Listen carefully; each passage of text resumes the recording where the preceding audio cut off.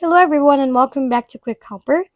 Today I'll show you how to create a Montoon account and connect your Mobile Legends account to it. Don't worry, it's easy. Just follow the steps. So first, go to your profile by clicking on your profile picture at the upper left corner. Then go to Account. You will see the Montoon account option there. Simply tap to connect. Now you're creating your Montoon account. Enter any valid email address and create your password for your Moon account. Make sure your password meets the requirements.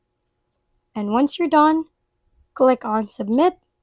A verification code will be sent by Montoon to your email. Don't click on Check Email here, as it will open your browser. Instead, close the Mobile Legends app and open your email. If you're using Gmail like me, open the Gmail app. The email from Montoon has arrived. Inside the email, you'll see an Activate Now button. Click on it to activate your Moon account. Once your Montoon account is activated, close Gmail.